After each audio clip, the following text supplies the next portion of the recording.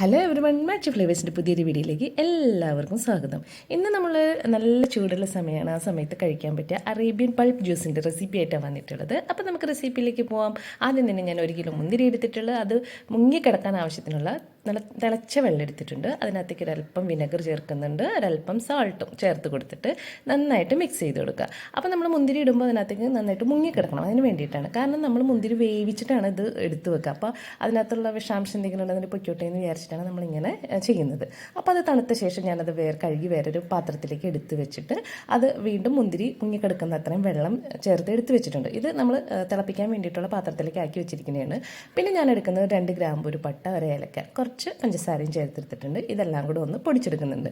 പഞ്ചസാര അളവ് ഞാൻ പറയുന്നില്ല, ഓരോരുത്തരുടെ മധുരത്തിനനുസരിച്ചിട്ട് എടുക്കാവുന്നതാണ്. അപ്പോൾ ഞാനതെല്ലാം നന്നായിട്ട് അടിച്ച ശേഷം അതും കൂടെ ഈ തിളയ്ക്കാൻ വെച്ചിട്ടുള്ള മുന്തിരിയുടെ പാത്രത്തിലേക്ക് ഇട്ട് കൊടുക്കുന്നുണ്ട്. അതിനുശേഷം ഇതെല്ലാം കൂടെ നന്നായിട്ടൊന്നൊരു കയ്യിൽ വെച്ചിട്ട് നന്നായിട്ടൊന്ന് മിക്സ് ചെയ്ത് കൊടുക്കുക. അതിനുശേഷം ഒരു 5 മിനിറ്റ് നമുക്ക് അടച്ചു വെച്ചൊന്ന് വേവിച്ചെടുക്കുക കേട്ടോ. ഒരുപാട് അങ്ങോട്ട് വെന്ത് കുഴയേണ്ട ആവശ്യമില്ല. മുന്തിരിയാണ് അറിയാലോ, അധികം വേവുന്ന ആവശ്യമില്ല. അപ്പോൾ അത് നന്നായിട്ട് ഇളക്കി കൊടുത്തിട്ട് വേണം നമ്മൾ അടച്ചു വെച്ച് വേവിക്കാനായിട്ട്.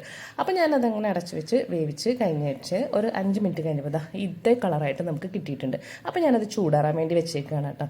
അപ്പോൾ ഞാൻ ഇളക്കി നോക്കിയപ്പോൾ മുന്തിരിയൊക്കെ നന്നായിട്ട് അതിൻ്റെ പഴുപ്പൊക്കെ വെന്ത് നല്ല കറക്റ്റായിട്ട് വന്നിട്ടുണ്ട്. അപ്പോൾ അതിന് ശേഷം ഞാനിപ്പോൾ ഒരു അരിപ്പ എടുത്തിട്ട് ആ വെള്ളം മാത്രം ഊറ്റിയെടുക്കുന്നുണ്ട് കേട്ടോ. അതിനുശേഷം ബാക്കിയുള്ള ആ മുന്തിരിയുടെ ഇതുണ്ടല്ലോ, അത് ശരിക്കും പറഞ്ഞാൽ കയ്യിൽ വെച്ചിട്ട് നമുക്ക് ഉടച്ചെടുക്കാവുന്നതാണ്. ഞാനൊന്ന് മിക്സിയിൽ ഒന്ന് ബ്ലെൻഡ് ചെയ്തെടുത്തപ്പോൾ ഇതേപോലെ കിട്ടിയിട്ടുണ്ട്. അതിനുശേഷം നമ്മൾ അരിയെ കൂറാൻ വേണ്ടി വെക്കുന്ന പാത്രമല്ലേ, ആ പാത്രത്തിൽ ഇട്ടിട്ടാണ് അരിച്ചെടുത്തത്. കാരണം പിന്നെ ഇതിനകത്ത് വലിയ കീടണമൊന്നുമില്ല.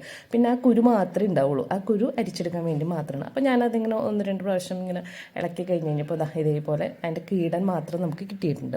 ഇത് ഇത്രയേ ഉള്ളൂ അതിൻ്റെ പോകാനുള്ള സാധനങ്ങളെന്ന് പറഞ്ഞാൽ. അത്രയും ബാക്കി 1 കിലോ മുന്തിരി മേടിച്ചിട്ട് എനിക്ക് ഇത്രയും വേസ്റ്റ് മാത്രമേ ഉണ്ടായുള്ളൂ. ബാക്കിയെല്ലാം നമ്മളത് നന്നായിട്ട് കുറുകി നമ്മുടെ മിക്സിയുടെ ഇതിൽ അടിച്ചെടുത്തപ്പോൾ ഇങ്ങനെ കിട്ടിയിട്ടുണ്ട്. അപ്പോൾ അത് നമ്മുടെ നല്ല പഴുപ്പ് രൂപത്തിലുള്ള ജ്യൂസ് റെഡി ആയിട്ടുണ്ട്. നമുക്ക് ഇങ്ങനെ തന്നെ വേണമെന്നുണ്ടെങ്കിൽ ഫ്രിഡ്ജിലേക്ക് എടുത്ത് വെച്ച് ഉപയോഗിക്കാവുന്നതാണ്.